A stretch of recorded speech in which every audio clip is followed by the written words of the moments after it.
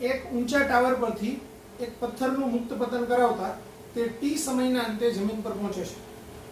હવે તે જ ટાવરની ટોચ પરથી બે પથ્થરો પૈકી એક પથ્થરને u જેટલા વેગથી ઉર્ધ્વ દિશામાં અને બીજા પથ્થરને u જેટલા જ વેગથી અધો દિશામાં ફેંકવામાં આવે છે. તો આ બંને પથ્થરોએ જમીન પર પહોંચવા માટે લીધેલા સમય અનુક્રમે t1 અને t2 હોય તો પછી એ t અને t1 ને t2 એમની વચ્ચેનો સંબંધ શોધવાનો છે ચાર ઓપ્શનની અંદર.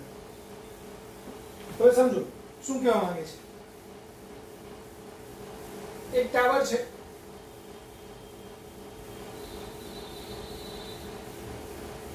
એક પથ્થરને નીચે ફેંકવામાં આવે છે મુક્ત પતન એટલે એનો v00 થશે.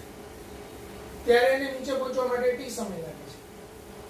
એક પથ્થરને u જેટલા વેગથી ઉપર ફેંકવામાં આવે છે એટલે ઉપર જઈ અને આમ નીચે પહોંચશે, એના માટે લાગતો સમય t1 છે.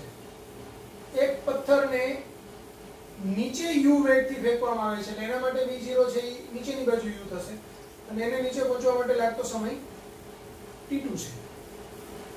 તો આપણે આ t, t1 અને t2 આ ત્રણ વચ્ચેનો સંબંધ શોધવાનો છે. ધારો કે આપણે એમ વિચારીએ કે ટાવરની ઊંચાઈ h છે. અહીંયા દિશા ધારી લઈએ તો ઉર્ધ્વ દિશાને હું ધન લઉં, અધો દિશાને હું ઋણ લઉં. બરાબર. હવે પહેલા આપણે આ પથ્થર માટે મુક્ત પતન કરાવીએ એના માટેનું ગણતરી કરીએ તો આપણે સૂત્ર વાપરશું d બરાબર v0t પ્લસ 1/2 at².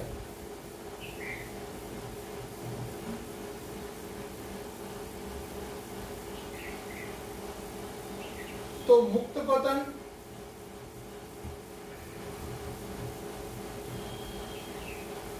તમતા પદાર્થ માટે તો એ અંતર કેટલું કાપે છે અહીંથી અહીંયા સુધીનું એટલે h અંતર કાપે છે. તો h અંતર કાપે એટલે d બરાબર h.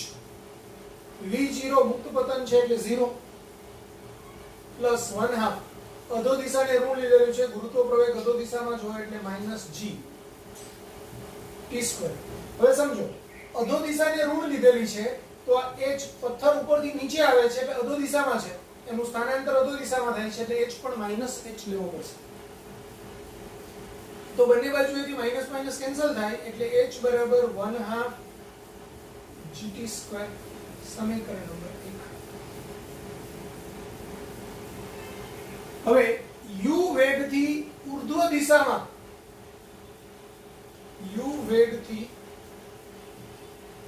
ઉર્ધ્વ દિશામાં ફેંકેલા પથ્થર માટે અહીંયાથી આપણે પથ્થર લખીએ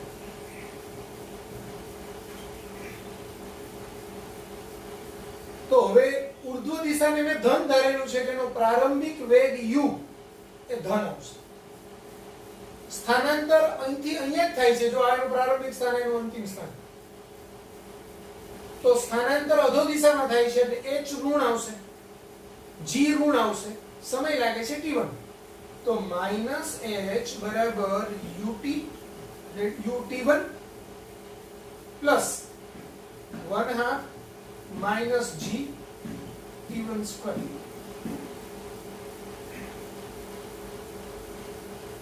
માઈનસ ની સાઈન હું કોમન કાઢીને કેન્સલ કરું તો h બરાબર -ut1 પ્લસ 1/2 g t1². આ સમીકરણ નંબર 2.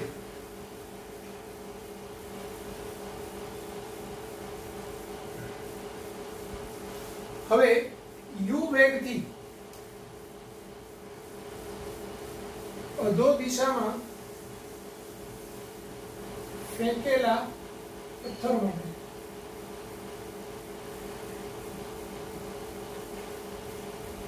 તો પથ્થરનો વેગ હવે પ્રારંભિક વેગ અધો દિશામાં છે એટલે u પોતે ઋણ આવશે. સ્થાનાંતર અધો દિશામાં છે, આ પ્રારંભિક સ્થાન અંતિમ સ્થાન તો h પણ ઋણ આવશે, ગુરુત્વ પ્રવેગ ઋણ આવશે અને સમય t2 આવશે. એટલે આ સૂત્રમાં આપણે કિંમત મૂકીએ તો d ની જગ્યાએ -h, v v0 ની જગ્યાએ અધો દિશામાં એટલે -u t નું t2 plus 1/2 g t2 square. આમાં બી માઇનસ ની સાઇન કોમન કાઢીને કેન્સલ કરીએ તો h બરાબર ut2 plus 1/2 g t2 square. હવે સમજો, મારી પાસે આ 1 આ 2 અને આ 3 સમીકરણ છે. મારે કરવાનું શું છે તો કે t t1 અને t2 એ ત્રણેયને ભેગા એક સૂત્રમાં કરવા છે.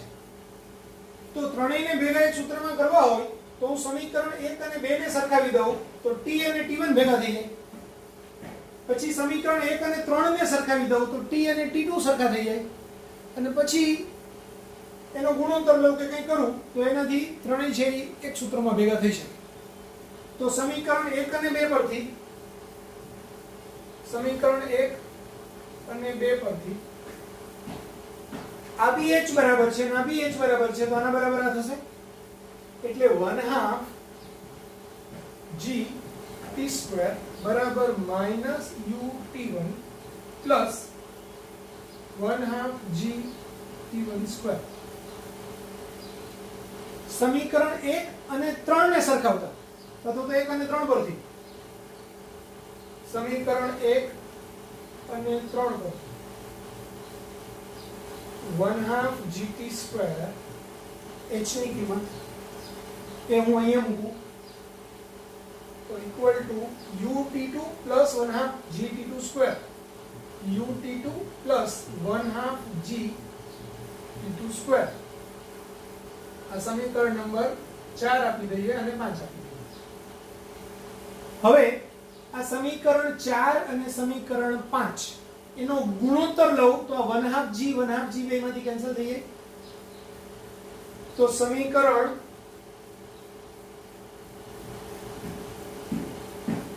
4 અને 5 નો ગુણોત્તર લેતા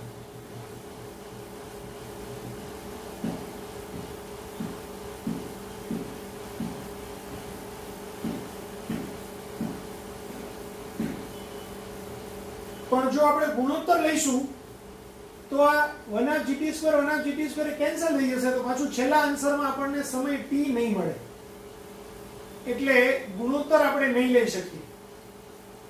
તો શું કરશું? તો મારે ઉપર નીચે કંઈક ઉડાડવું છે તો સમીકરણ 4 પરથી હું આમ કરી શકું. સમજો, આ પદને હું આ બાજુ લઈ લઉં તો 1/2 g t square minus t1 square બરાબર -ut1. આને હું 4 કરું અને અહીંયા આ પદને આ બાજુ લઈ લઉં તો 1/2 g t square minus t2 square બરાબર ut2. આ સમીકરણ 5 લઈ લઉં તો હવે શું થાય? 1/2 g ઉડી જાય, આ બાજુ u કેન્સલ થાય. તો હવે સમીકરણ 4 અને 5 નો ગુણોત્તર લેતા તો t square minus t1 square છેદમાં t square minus t2 square. આ 1/2 g અને આ 1/2 g કેન્સલ થાય છે. અહીંયા u અને u કેન્સલ થાય છે એટલે -t1 upon t2. હું ક્રોસ મલ્ટીપ્લાઈડ કરાવું તો t square t2 minus t1 square t2 બરાબર t સ્ક્વેર t1 પણ આ માઈનસ ની સાઇન છે એટલે માઈનસ માઈનસ પ્લસ આ માઈનસ ને minus plus t1 t2 square.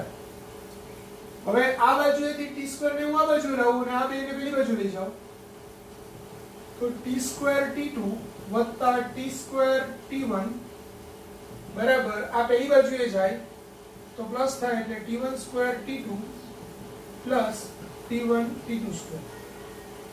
આ બંનેમાંથી t સ્ક્વેર કોમન નીકળે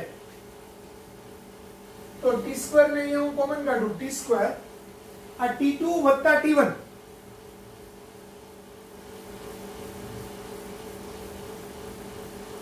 ઇક્વલ ટુ અહીંથી શું કોમન નીકળે? તો અહીંયા T1 છે, અહીંયા T1 છે, અહીંયા T2 છે, અહીંયા બી T2 છે. તો T1 T2 કોમન કાઢું.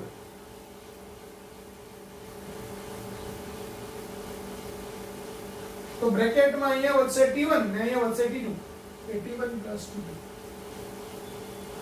હવે જો આ બી T1 T2 કહેવાય ને આ બી T1 T2 કહેવાય એટલે બંને બાજુ ત્યાં કેન્સલ થાય. તો T² બરાબર T1 T2 એટલે કે T બરાબર √T1 T2. આ આપણો આન્સર થશે. T બરાબર √T1 T2. તો આપણો આન્સર આવશે C.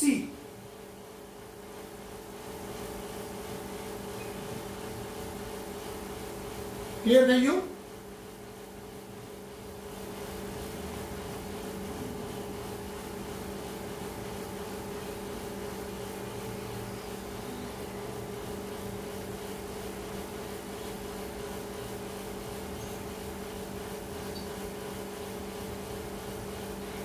સ્ક્રીનને પોઝ કરી લ્યો અથવા તો એનો સ્ક્રીનશોટ લઈ લો અને લખી કાઢો.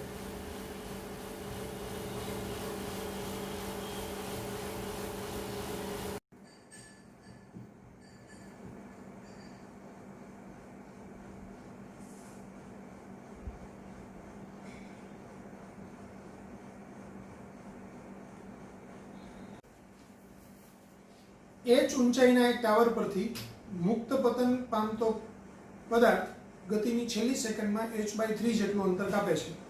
તો આ ટાવરની ઊંચાઈ ખાલી જગ્યા મીટર.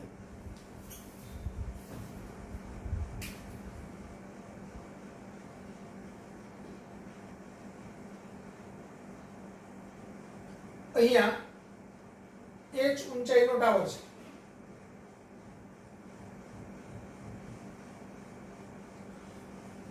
તો એ મુક્ત પતન પામે છે એટલે એનો પ્રારંભિક વેગ 0. ઉપરથી અહીંયા નીચે પહોંચે ત્યાં સુધીમાં ધારો કે એને n સેકન્ડ લાગે છે. તો છેલ્લી સેકન્ડમાં એ h/3 અંતર કાપે છે. હું એમ કહું કે એને ઉપરથી નીચે પહોંચવા માટે 8 સેકન્ડ લાગે છે. તો 8મી સેકન્ડમાં એટલે 7 સેકન્ડ જ્યાં પૂરી થાય ત્યાંથી લઈને નીચે પહોંચે એ સેકન્ડને 8મી સેકન્ડ કહેવાય. તો 8મી સેકન્ડમાં કાપેલું અંતર h/3 છે. તો આપણને કેટલી સેકન્ડ લાગે ખબર નથી. તો આપણે એમ કહીએ કે n સેકન્ડ ઉપરથી નીચે પહોંચવા માટે લાગે છે. બરાબર? તો nમી સેકન્ડમાં કાપેલું અંતર એ h/3 છે. તો ધારો કે આ ડિસ્ટન્સ h/3 છે. એ nમી સેકન્ડમાં કાપેલું અંતર છે. બરાબર? હવે n સેકન્ડમાં કાપેલું અંતર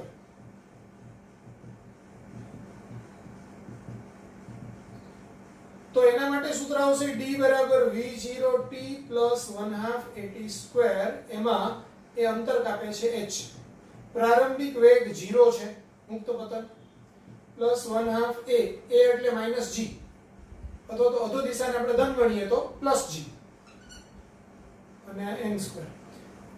હવે ધ્યાન આપજો અહીંયા ઉર્ધ્વ દિશાની કોઈ ગતિની વાત જ નથી. એટલે આપણે અધો દિશાને ધન ગણીએ તો આ પણ ધન આવે અને g પણ ધન આવે. જો અધો દિશાને ઋણ ગણીએ તો -h લેવું પડે અને -g લેવાનું થાય પછી માઇનસ માઇનસ કેન્સલ થાય. એનાથી દાખલામાં કોઈ ફરક પડે નહીં. તમે કોઈ પણ દિશાને ધન લ્યો બીજાને ઋણ લ્યો કંઈ ફરક પડવાનો નથી. અહીંયા જો આપણે અધો દિશાને ધન લઈએ તો આ બી ધન મૂકવાનું, આ g પણ ધન મૂકવાનું. અધો દિશાને ઋણ લઈએ તો આ પણ ઋણ લેવાનું, આ પણ ઋણ લેવાનું, માઇનસ માઇનસ પ્લસ. તો આપણને એક સૂત્ર મળ્યું h બરાબર 1/2 gn². સમીકરણ નંબર 1. હવે n મી સેકન્ડમાં કાપેલું અંતર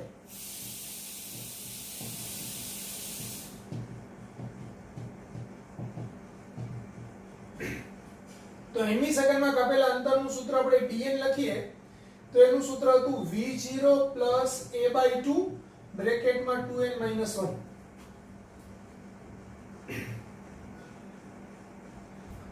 તો dn એટલે h/3 પ્રારંભિક વેગ 0 છે. આ g/2 2n - 1 સમીકરણ નંબર 2. સમીકરણ 1 માંથી આ gn સ્ક્વેર એ આપણે આમાં લઈ લઈએ. તો સમીકરણ 1 ની કિંમત સમીકરણ 2 માં મૂકતા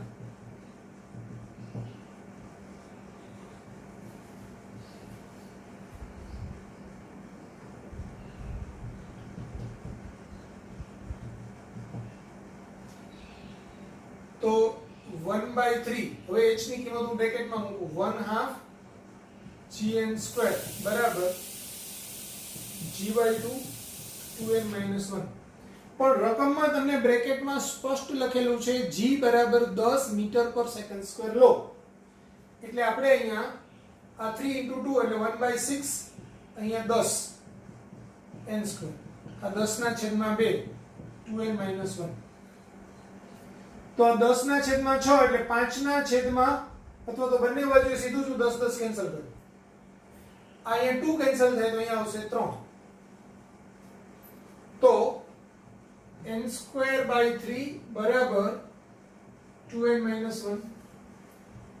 એટલે n² બરાબર 6n - 3. બધાનું એક બાજુએ ભેગું કરું તો n² - 6n + 3 બરાબર 0. હવે મારે આના અવયવ પાડવાના છે.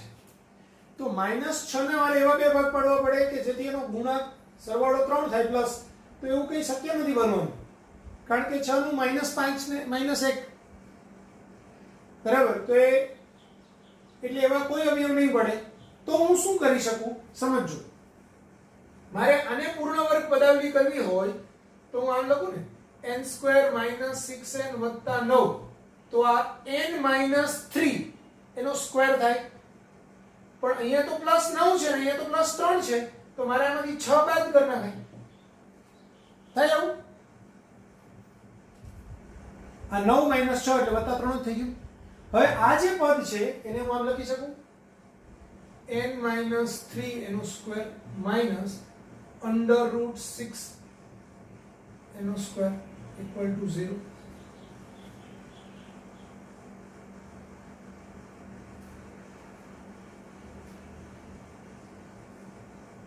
આ માઈનસ વાળો પદને પેલી બાજુ લઈ જાવ તો n - 3 નો સ્ક્વેર બરાબર √6 નો સ્ક્વેર.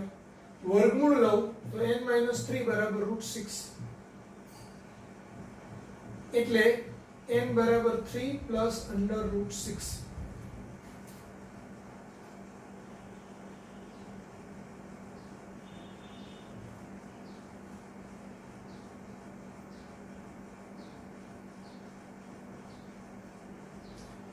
હવે n બરાબર 3 પ્લસ √6 એ આપણે n ની વેલ્યુ મળી. મારે તો શું જોઈએ છે ટાવરની ઊંચાઈ કેટલી. તો આ 3 પ્લસ √6 એ આપણે લખી શોધી લઈએ તો એનું મૂલ્ય આવશે √6 એટલે 2.449. તો આ 3 પ્લસ 2.449 એટલે 5.449 સેકન્ડ. તો હવે h બરાબર 1/2 gn સ્ક્વેર 1/2 g ની વેલ્યુ 10 n ની વેલ્યુ 5.449 એનો સ્ક્વેર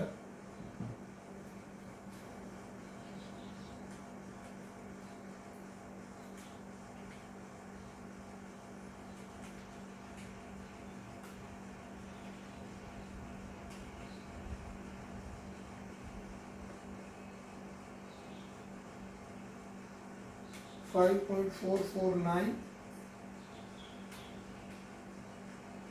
into 10 divided by 2) એટલે એ આવશે 148.46 મીટર. તો આપણો આન્સર 148.46 એટલે નિયરલી ઇક્વલ ટુ 148.5. તો એવો આન્સર છે બી. તો આ રીતે થશે 148.5 મીટર. ખ્યાલ આવ્યો બધાને? રકમમાં એમ કીધેલું છે કે એક પદાર્થને h ઊંચાઈના ટાવર પરથી મુક્ત પતન કરાવીએ તો એ ગતિની છેલ્લી સેકન્ડમાં h/3 જેટલું અંતર કાપે છે. તો આપણે ધારી લીધું કે ધારો કે ઉપરથી નીચે આવવા માટે n સેકન્ડ લાગે છે, તો n સેકન્ડમાં કાપેલું અંતર ટાવરની ઊંચાઈ જેટલું હશે, એટલે કે h હશે. n મી સેકન્ડમાં કાપેલું, છેલ્લી સેકન્ડ મતલબ n મી સેકન્ડ, તો n મી સેકન્ડમાં કાપેલું અંતર h/3 હશે. તો હવે આપણે ગણતરી કરીએ તો n સેકન્ડમાં કાપેલું અંતર એ d = v0t + 1/t² સૂત્રથી ગણી શકાય. એમાં પ્રારંભિક વેગ 0 એટલે આપણને t ની કિંમત મૂકવાની n અને a ની કિંમત મૂકી g, તો h = 1/2gn² મળે. અને સમીકરણ 1 રાખી દીધું. n મી સેકન્ડમાં કાપેલું અંતર, તો એનું સૂત્ર હતું sn કહીએ અથવા તો dn કહીએ, એ v0 + a/2 બ્રેકેટમાં 2n - 1. તો અહીંયા આ n મી સેકન્ડમાં કાપેલું અંતર sn બી ઘણી વખત લખાય છે, dn બી લખાય. sn અથવા તો dn એ h/3, આ v0 0, એની વેલ્યુ g એટલે g/2 2n - 1. સમીકરણ 2. હવે આ h ની કિંમત અહીંયા મૂકી દો, એમાં g ની કિંમત મૂકી દો અને એનું એક ઇક્વેશન બનાવો. એ ઇક્વેશનને આપણે સોલ્વ કરીએ તો અહીંયા આવીને તમે અટકશો. તો અહીંથી મેં એકદમ ઈઝી રીત લીધી કે આ n² છે, આ -6n છે. તો આપણને ખબર છે કે ભાઈ a - b નો સ્ક્વેર હોય તો આપણને ખબર છે a² - 2ab + b². આ સૂત્ર મુજબ જો અહીંયા n - 3 લઈએ તો n² - 2 * n * 3 એટલે 3 દુ 6, તો આ -6n થાય. તો અહીંયા 3 નો વર્ગ 9 આવે, પણ અહીંયા 3 છે એટલે 9 - 6 કરી નાખ્યું. તો આ બી એક પૂર્ણ વર્ગ થયો, આ બી એક પૂર્ણ વર્ગ થયો, અહીં √6 નો વર્ગ થાય. અને પેલી બાજુ લઈ જાઓ અને વર્ગમૂળ લઈ લો તો n - 3 = √6, એટલે n = 3 + √6. પછી એની કિંમત મૂકી દીધી ને આ n ની કિંમત આપણે અહીંયા મૂકી એટલે h મળી ગયું. આ સમીકરણને આપણે બીજી મેથડથી બી સોલ્વ કરવું હોય તો કરી શકીએ, પેલી ડેલ્ટા વાળી મેથડ. જો ડેલ્ટા વાળી મેથડથી આપણે સોલ્વ કરીએ તો આપણને ખબર છે a બરાબર અહીંયા 1 થાય, b બરાબર -6 થાય અને c બરાબર 3 થાય. તો એના મૂલ્ય x બરાબર, એનું સૂત્ર શું હતું? -b ± √b² - 4ac/2. બરાબર છે. તો -b એટલે -6 ± b² એટલે 36 -4 a એટલે 1 અને c એટલે 3 /2 ખબર. તો -6 ± √, 36 - 4 ગુણાકારમાં 3 એટલે 12 /2 -6 ± હવે 36 - 12 24, તો √24/2 બરાબર છે.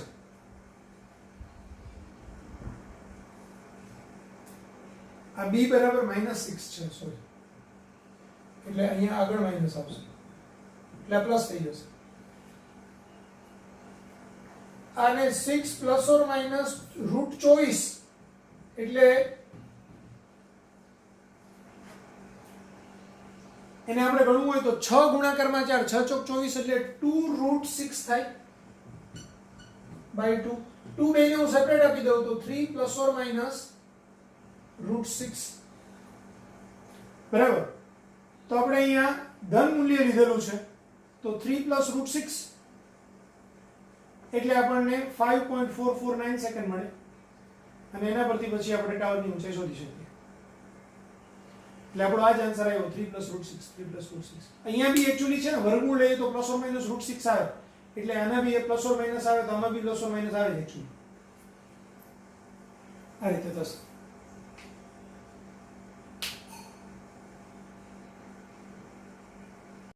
હવે અહીંયા એક ક્વેશ્ચન થાય, સર તમે આ 3 ± √6 માં 3 - √6 કેમ ન લીધું?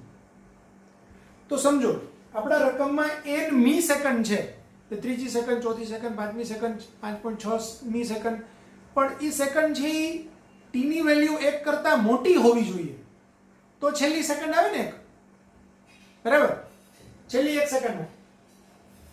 પણ અહીંયા 3 - √6 કરું તો √6 ની વેલ્યુ 2.449 છે એટલે 2.5 ગણો સપોઝ. તો એને 3 માંથી બાદ કરું તો એ સેકન્ડનું મૂલ્ય 1 સેકન્ડ થાય જ નહીં. t ની વેલ્યુ જ 1 સેકન્ડ કરતા નાની થાય. તો 1 સેકન્ડ કરતા નાની થાય તો છેલ્લી સેકન્ડમાં કાપેલું અંતર એનો કોઈ મતલબ નથી વાક્યનો. એટલે આપણે t નું મૂલ્ય ગ્રેટર ધેન 1 હોવું જોઈએ, ફરજિયાત છે. એટલે કે n નું મૂલ્ય, એટલે n નું મૂલ્ય 1 કરતા મોટું હોય એવો એક જ ઓપ્શન થાય, 3 + √6. એટલે આપણે 3 + √6 લઈને દાખલો ગણવો. ક્લિયર?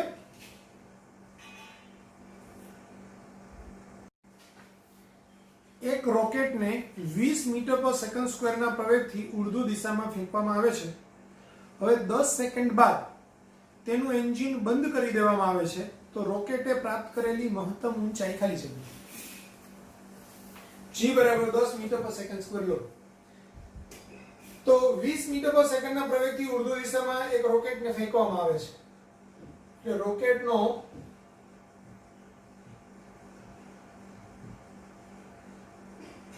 ઉર્ધ્વ દિશામાં પ્રવેગ શરૂઆતમાં 20 મીટર/સેકન્ડ નો છે. 10 સેકન્ડ પછી એનું એન્જિન બંધ કરી દેવામાં આવે છે. તો રોકેટે પ્રાપ્ત કરેલી મહત્તમ ઊંચાઈ ખાલી જગ્યા મીટર. તો પહેલી 10 સેકન્ડના અંતે રોકેટની ઊંચાઈ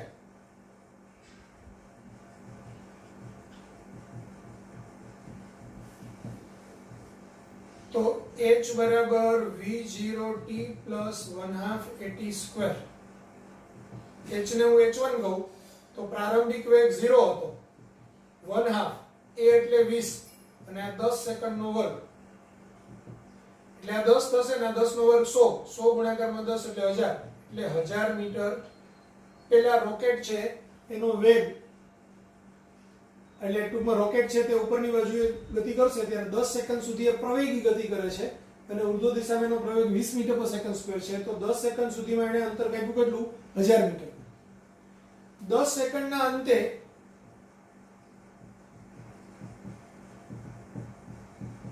રોકેટનો વેગ તો v = v0 + at, 0 + 20 × t 10 એટલે 200 મીટર/સેકન્ડ. સમજો, જમીન ઉપર રોકેટ સ્થિર છે. હવે રોકેટ ઉપરની બાજુએ પ્રવેગી ગતિ કરે છે, પણ એ પ્રવેગી ગતિ 10 સેકન્ડ સુધી ચાલુ રહે. એટલે અહીંથી એ પ્રવેગી ગતિ કરતો કરતો અહીંયા પહોંચે ત્યાં સુધી રોકેટનું એન્જિન ચાલુ છે, એ પ્રવેગી ગતિ કરે છે. એટલે 10 સેકન્ડમાં અહીં આ ગણતરી મુજબ 1000 મીટર ઊંચે ગયું હશે અને એનો વેગ અહીંયા પહોંચ્યું ત્યારે 200 મીટરનો થઈ ગયો. હવે અહીંયા એનો ઉર્ધ્વ દિશામાં વેગ 200 મીટરનો છે, એન્જિન બંધ કરી દીધું એટલે એને હવે કોઈ બૂસ્ટ નથી મળતો, એટલે એનો પ્રવેગ શૂન્ય થઈ ગયો. 10 સેકન્ડ પછી એનો પ્રવેગ રોકેટના કારણે શૂન્ય થઈ ગયો. હવે એના ઉપર અધો દિશામાં તો ગુરુત્વ પ્રવેગ ચાલુ જ છે હજુ લાગવાનો. એટલે અહીંથી આપણે આમાં આવે તો એનો વેગ અહીંયા હોય તો એ ગતિ કરી અને ઉપરથી પછી નીચે આવે, એટલે ઉપર જઈ અને પછી નીચે આવશે. તો 10 સેકન્ડ પછી સપોઝ રોકેટ અહીંયા પહોંચ્યું હોય તો એ ગતિ કરી અને પછી આમ નીચે આવશે. તો એની ગતિ ક્યાં સુધી ચાલુ રહેશે? તો કે એનો વેગ ઘટતા ઘટતા ઘટતા ઘટતા 0 થાય ત્યાં સુધી. બરાબર? તો અંતિમ સ્થિતિમાં જ્યાં એની મહત્તમ ઊંચાઈ આવશે ત્યાં એનો વેગ v = 0 થશે. તો અહીંયા 10 સેકન્ડે જે વેગ એને મળ્યો એનો પ્રારંભિક વેગ કહેવાય, અહીંથી અહીંયા સુધીની ગતિ માટે. બરાબર?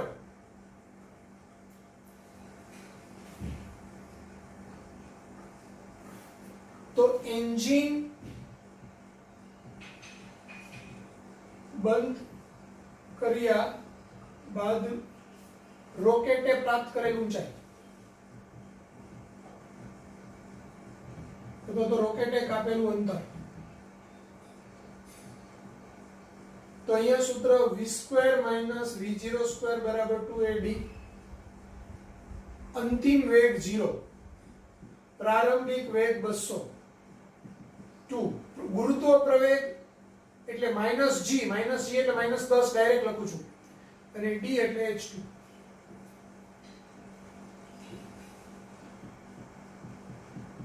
તો 200 નો વર્ગ 40000, અહીંયા -20 h2 માઇનસ માઇનસ કેન્સલ, એક 0 અહીંથી કેન્સલ, 4000 ના છેદમાં 2 એટલે 2000, તો h2 બરાબર 2000 મીટર.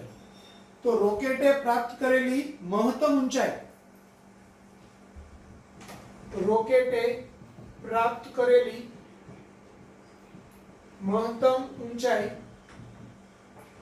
બરાબર h1 પ્લસ h2 એટલે 1000 મીટર વત્તા 2000 મીટર એટલે કુલ 3000 મીટર. તો આપણો આન્સર આવશે સી, 3000 મીટર. બધાને ખ્યાલ આવ્યો?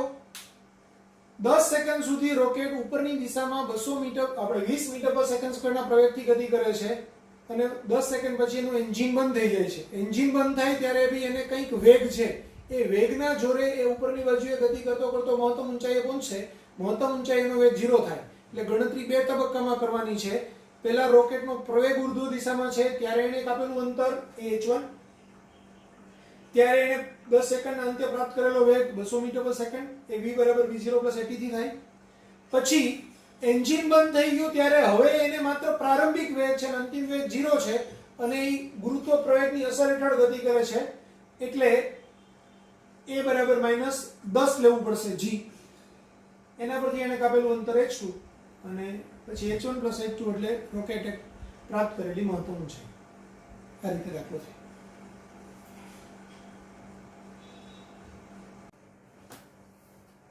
અમુક ઊંચાઈ પરથી એક પદાર્થને મુક્ત પતન કરાવવામાં આવે છે તો ક્રમશઃ આવતા 1 મીટરના અંતરો પાર કરવા માટે લાગતા સમયો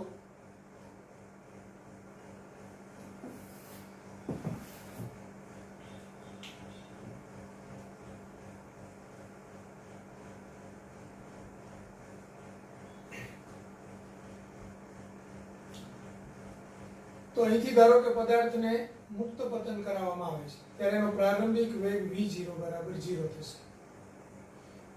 હવે આ ડિસ્ટન્સ 1 મીટર છે.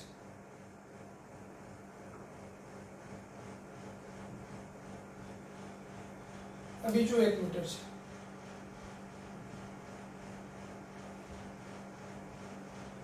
આ ત્રીજું 1 મીટર ડિસ્ટન્સ છે. Dash dash dash. હવે ધારો કે પ્રથમ 1 મીટર અંતર કાપવા માટે t1 સમય લાગે છે.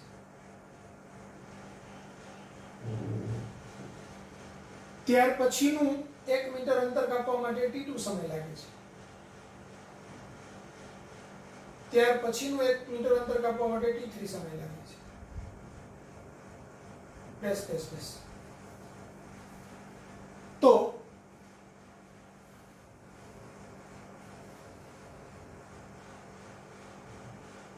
પ્રથમ 1 મીટર અંતર માટે d બરાબર v0t પ્લસ 1/2 at સ્ક્વેર. આ સૂત્રમાં આપણે કિંમત મૂકીએ તો d ની કિંમત 1, v0 પ્રારંભિક વેગ 0 છે, 1/2 a એટલે g 10 લઈ લઈએ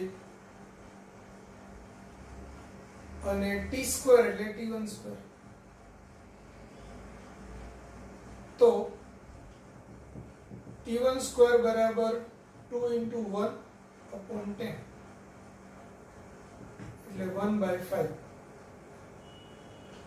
તો t1 બરાબર 1/√5 સમીકરણ નંબર 1. હવે પ્રથમ 2 મીટર અંતર માટે એટલે અહીંથી પદાર્થ અહીંયા પહોંચે તો સમય કેટલો લાગે? t1 plus t2. પ્રથમ 2 મીટર અંતર માટે તો કુલ સમય કુલ અંતર 2 મીટર છે. d બરાબર 2 મીટર, v0 0 છે, 1/2 g એટલે 10 અને t સ્ક્વેર એટલે t1 પ્લસ t2 એનો સ્ક્વેર. તો t1 પ્લસ t2 નો સ્ક્વેર બરાબર 2 * 2 એટલે 4/10 એટલે 2/5. તો t1 પ્લસ t2 એટલે √2/5 સમીકરણ નંબર 2. હવે સમીકરણ 2 માંથી એક બાદ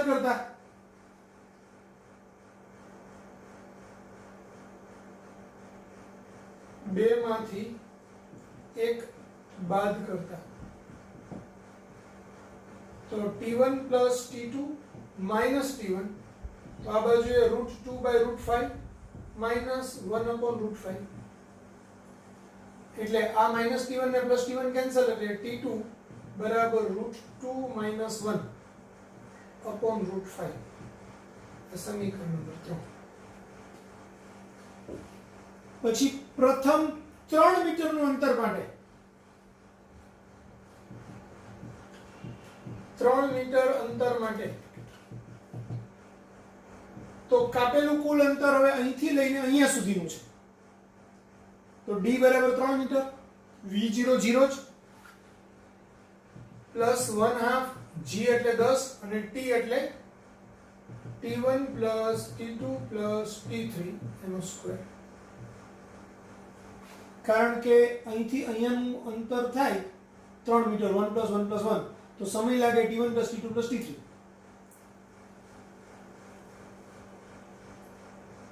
તો t1 + t2 + t3 એનો સ્ક્વેર બરાબર 3 × 2/10, એટલે 3/5. તો t1 + t2 + t3 બરાબર √3/5. સમીકરણ નંબર 4. સમીકરણ 4 માંથી 2 બાદ કરતા તો આ t1 + t2 + t3 છે, એમાંથી t1 + t2 બાદ કરી નાખીએ તો t3 બચે. સમીકરણ 4 માંથી સમીકરણ 2 બાદ કરતા તો શું થશે? t1 + t2 + t3 minus t1 + t2, આ બાજુએ √3/5 minus √2/5. હવે આ -t1 આ -t2 એટલે આ બંને કેન્સલ થાય અહીંયા. તો t3 બરાબર √3 minus √2/5. સમીકરણ નંબર 5. હવે જો t1 એટલે 1/5, t2 એટલે √2 - 1/5, t3 એટલે √3 - √2/5. તો આપણને ઓપ્શન આપેલા છે 1, 2, 3 ડેશ ના વર્ગમૂળના ગુણોત્તરમાં હશે, √1, √2 - √1, √3 - √2 ના ગુણોત્તરમાં હશે, સરખા હશે ને તેમના મૂલ્યો √2/g હશે, 1/1, √1, 1/√2, 1/√3 ના ગુણોત્તરમાં હશે. તો અહીંયા ઓપ્શન આવશે બી. એટલે આનો આપણે જો ગુણોત્તર લઈએ તો t1 જેમ t2 જેમ t3 બરાબર 1/5 જેમ √2 - 1/5 જેમ √3 - √2/5. તો આ √5 બધામાંથી કેન્સલ થાય, એટલે 1 જેમ √2 - 1 જેમ √3 - √2.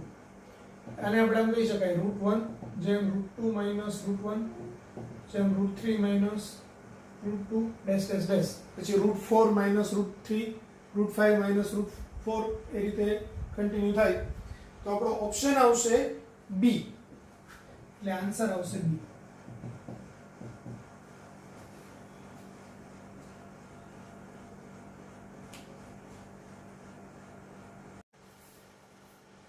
હવે આગળના જેવો જ એક બીજો દાખલો છે.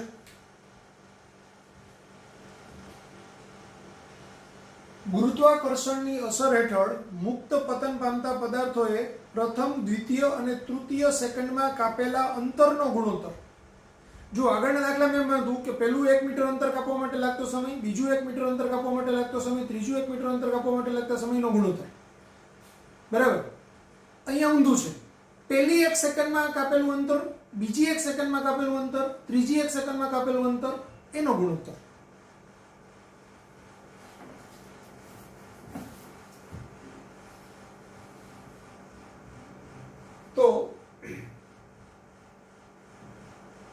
nમી સેકન્ડમાં કાપેલું અંતર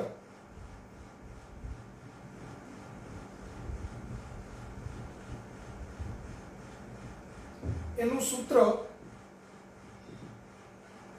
dn બરાબર v0 પ્લસ a/2 2n - 1 અને અહીંયા આપણે ગુરુત્વ પ્રવેગની અસર હેઠળ હોય તો એની જગ્યાએ g આવે. તો હવે પ્રથમ 1 સેકન્ડમાં કાપેલું અંતર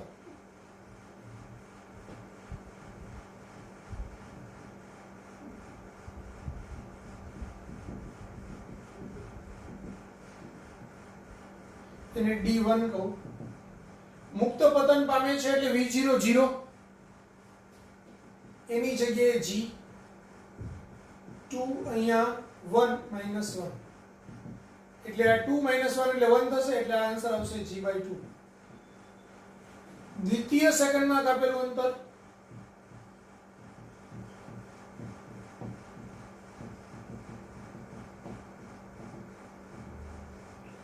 d2 એટલે v0 0 g/2 2 2n - 1 એટલે અહીંયા એની જગ્યાએ 2 તો 2 દુ 4 - 1 એટલે 3 3g/2. તૃતીય સેકન્ડમાં કાપેલું અંતર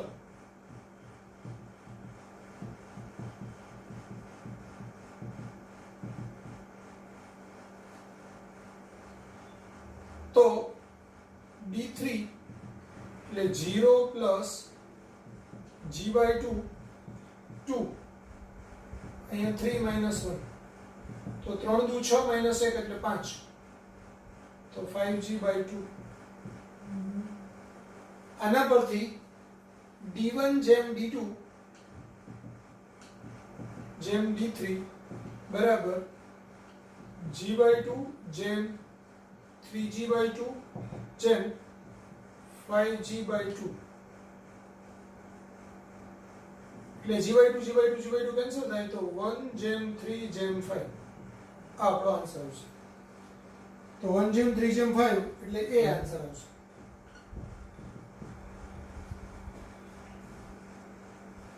તો અહીંયા આપણે આમ યાદ રાખવું હોય તો રાખી શકાય. વ્યાપક રીતે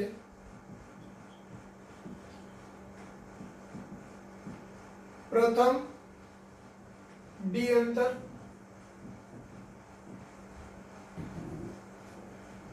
ત્યાર પછીનું d અંતર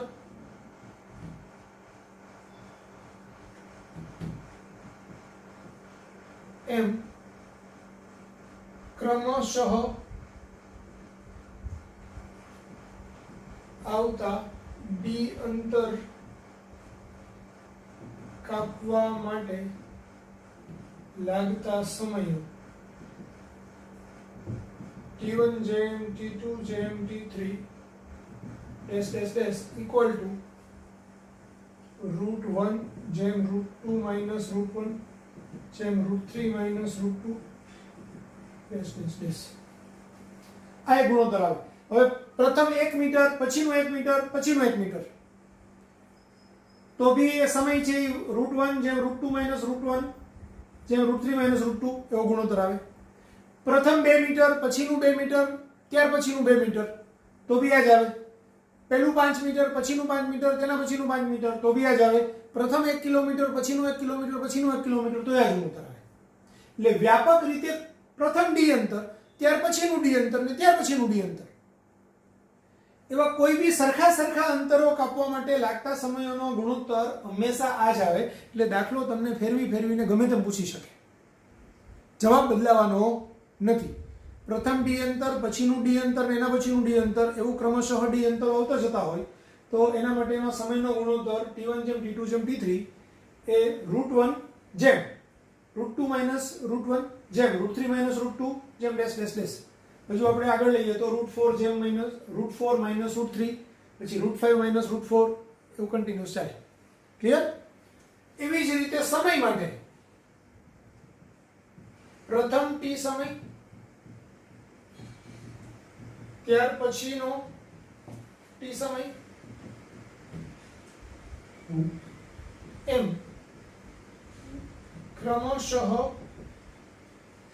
આવતા ટી સમયમાં કાપેલા અંતરોનો ગુણોત્તર.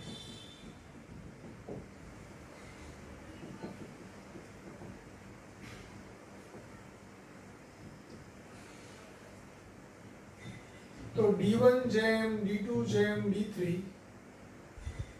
જેમ dash dash dash equal to 1 જેમ 3 જેમ 5 જેમ ડેશ ડેશ ડેશ આવું આવશે. ક્લિયર? તો આ બે વ્યાપક સૂત્રો તરીકે યાદ રાખશો તો પણ ચાલશે. આ બંને દાખલાઓ નું આપણે ફાઇનલ સોલ્યુશન. આમાં બી એમ કહી શકાય કે કોઈ એક પદાર્થ મુક્ત પતન પામે છે તો પ્રથમ સેકન્ડમાં કાપેલું અંતર, ત્યાર પછીના સેકન્ડમાં કાપેલું અંતર અને ત્યાર પછીના સેકન્ડમાં કાપેલું અંતર એનો ગુણોત્તર. એમ કે પ્રથમ 2 સેકન્ડમાં કાપેલું અંતર, ત્યાર પછીના 2 સેકન્ડમાં કાપેલું અંતર, ત્યાર પછીના 2 સેકન્ડમાં કાપેલું અંતર એનો ગુણોત્તર. તો બી આ જ આવે. પ્રથમ 2 મિનિટમાં કાપેલું અંતર, ત્યાર પછીના 2 મિનિટમાં કાપેલું અંતર, ત્યાર પછીના 2 મિનિટમાં કાપેલું અંતર, તો બી આ જ આવે. એટલે એક સરખો સમયગાળો હોવો જોઈએ. કેમ એવું? તો સમજો, સમય ગમે તે હોય, અહીંયા n હોય તો અહીંયા 2n આવે, અહીંયા 3n આવે. વ્યાપક રીતે t સમય લઈએ તો અહીંયા t આવે, 2t આવે, અહીંયા 3t આવે. તો એ ગુણોત્તરની અંદર એ tt પછી ગુણોત્તર લઈ ત્યારે કેન્સલ થવાનો છે. એટલે 1 સેકન્ડ હોય, 2 સેકન્ડ હોય, 5 મિનિટ હોય, ગમે તે હોય, એનાથી કઈ ફરક પડવાનો નથી. ગુણોત્તર આ જ આવશે.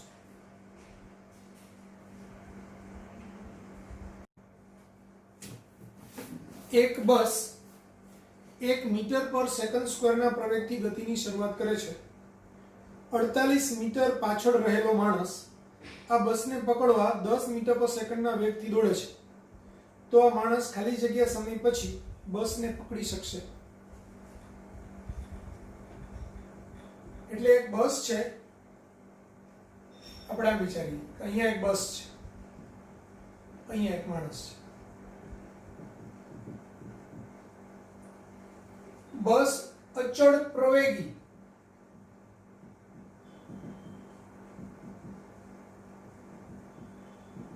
અને આ અચળ વેગી ગતિ કરે છે.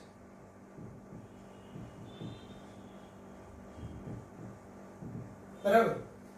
બસનો પ્રવેગ છે 1 મીટર પર સેકન્ડ સ્ક્વેર. જ્યારે આ વ્યક્તિનો વેગ છે 10 મીટર પર સેકન્ડ. આ અચળ પ્રવેગી ગતિ કરે છે, એનો વેગ 0 થી લઈને વધતો જ જાય છે સતત. જ્યારે આ અચળ વેગી ગતિ કરે છે એના વેગમાં કોઈ ફેરફાર થતો નથી, એકદમ કોન્સ્ટન્ટ 10 મીટર પર સેકન્ડની ઝડપે દોડ્યા રાખે છે. તો આ માણસ આ બસને ક્યારે પકડી શકશે? બસ કરતા માણસ છે એ 48 મીટર પાછળ છે.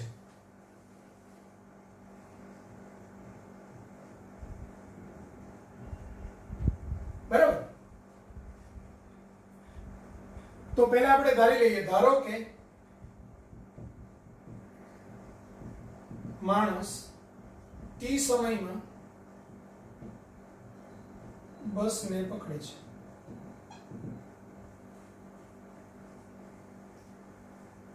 હવે t સમયમાં બસે કાપેલું અંતર, ધારો કે t સમયમાં બસ છે કે અહીંથી અહીંયા પહોંચે છે, ત્યારે માણસ છે એ t સમયમાં અહીંથી અહીંયા પહોંચે છે.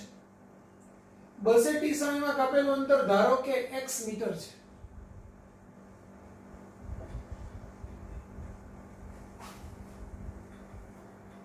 તો બસની ગતિ માટે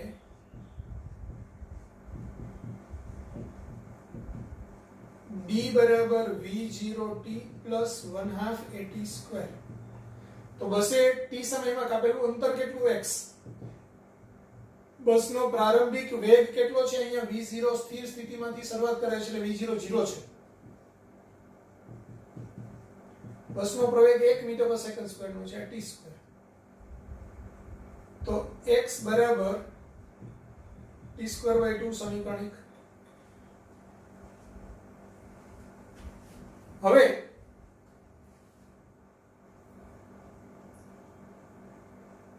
આ માણસ t સમયમાં કેટલું અંતર કાપશે? તો માણસની ગતિ માટે